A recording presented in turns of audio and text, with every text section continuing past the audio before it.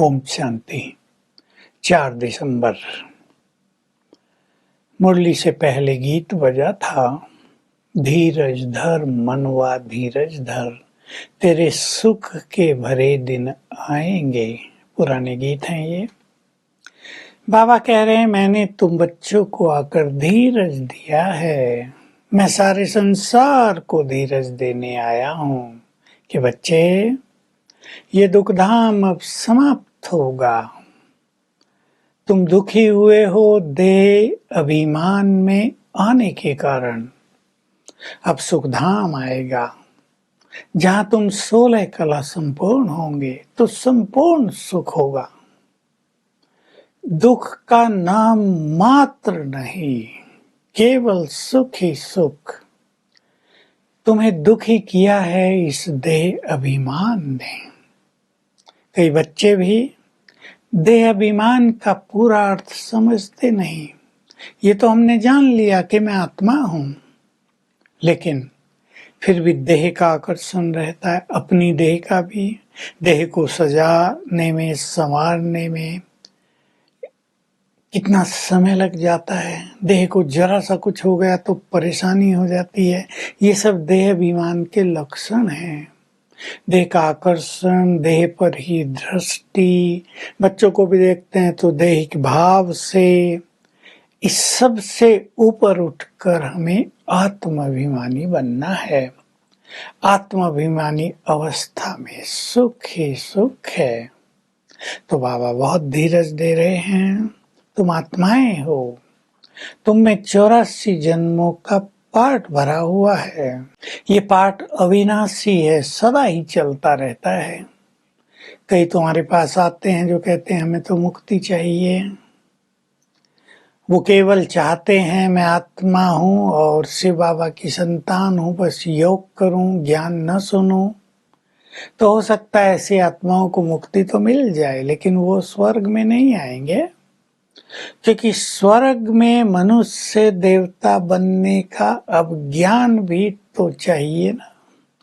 ज्ञान के बिना कोई मनुष्य देवता बन नहीं सकता। अकेले योग से तो नहीं, योग से भी कर्म विनाश होंगे। तुम्हें दूसरों का कल्याण भी बहुत करना है। जिनके पास ज्ञान होगा वो दूसरों को ज्ञान तो अवश्य देंगे ही। इसलिए ज्ञान रत्नों से अपनी झोली को भरपूर करते चलो। लेकिन कई बच्चे ऐसे आते हैं, कहते हैं ब्रह्मा बाबा तो शिव बाबा का मीडियम है ना, हमें उससे क्या लेना देना, हमें तो शिव बाबा से लेना है। बाबा कहते हैं शिव बाबा को याद करो, घर बैठो। ज्ञान चाहिए तो ब्रह्मा के पास तो आना ही पड़ेगा। ज्ञान के बिना न सदगति होगी, न तुम मनुष्य देवता बनोगे, न किसी का कल्याण कर सकोगे। मैं ब्रह्मा के तन में ही आता हूँ। कई लोग ये प्रश्न पूछते हैं, प्रदर्शनी होती थी उन दिनों, बहुत प्रश्न पूछते थे, ब्रह्मा के ही तन में क्यों, श्री कृष्ण के तन में क्यों नहीं, सन्यासियों के तन में क्यों नहीं। तो आज बाबा इसका एक उत्तर दे रहे हैं कि मैंने यज्ञ रचा है। ब्रह्मा ने सृष्टि रची, ये तो गायन है।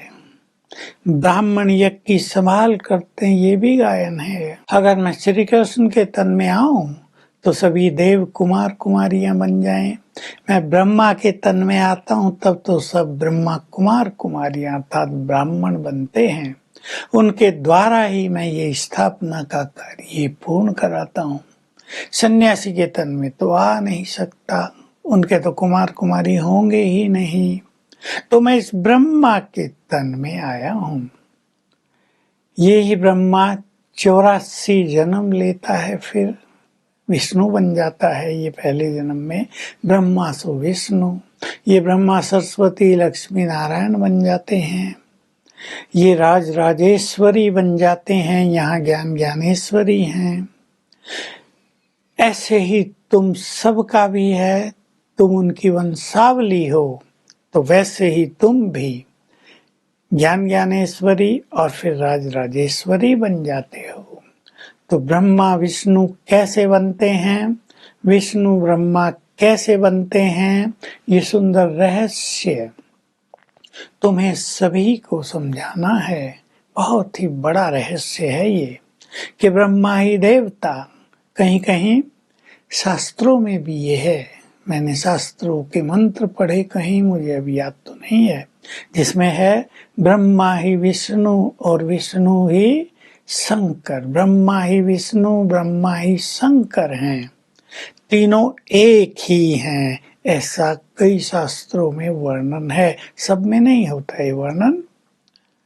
तो बाबा इस बात पे आज जोर दे रहे हैं कि तुम्हें दूसरों को समझाना है, ये विष्णु की वही आत्मा है, जन्म लेते लेते अब अंत में आ गई है। तो इसको ही ब्रह्मा कहा जाता है, इसके ही तन में निराकार परमात्मा आते हैं। बाकी विनाश तो होने वाला है, ये खेल पूरा हो रहा है, सबको मरना है। तुम आत्माभिमानी बनते हो, आत्माभिमानी का अर्थ ही है जीते जी मरना। अब कौन किसको रोएगा, तुम्हें किसी की मृत्यु पे रोना नहीं है। कहावत है राम गयो रावण गयो, सब जाएंगे, साधु संत भी जाएगा, कोई किसी का शरीर उठाने वाला भी नहीं बचेगा। तो तुम्हें अभी इससे निर्मोही बनना है। और आज बाबा बार बार कह रहे हैं, बहुत धैर्यता से और गंभीरता से बाबा को याद करो, यानी योग युक्त रहो। कई कॉमन रूप से कहते हैं हम तो से बाबा को बहुत याद करते हैं, वो अलग चीज है बाबा बाबा याद करना। लेकिन आत्मिक स्वरूप में स्थित होकर मुझ निराकार से बुद्धि योग लगाओ। इसमें बहुत धैर्यता, बहुत गंभीरता, बहुत रॉयल्टी चाहिए। इससे ही तुम्हारे विकर्म विनाश होंगे, और जितना तुम ज्ञान धन का दान करोगे उतना उच्च पद प्राप्त होगा। वरदान है आत्मिक स्वरूप के अभ्यास से सभी परिस्थितियों पर विजय प्राप्त करने वाले विजयी रतन भव। तो हमें ये बहुत अभ्यास करना है। मैं अकाल मूर्त आत्मा हूँ, ये मस्तक मेरा अकाल तख्त है, मैं इस पर विराजमान हूँ। बार बार यदि अभ्यास करेंगे तो अकाले मृत्यु भी नहीं होगी, काल भी नहीं खाएगा, और सब परिस्थितियों पर तुम सहज ही विजय प्राप्त कर लोगे। तो बहुत ज्यादा अभ्यास करेंगे। मैं आत्मा अकाल मूर्त हूँ, तो मृत्यु का भय भी समाप्त हो जाएगा। स्लोगन है,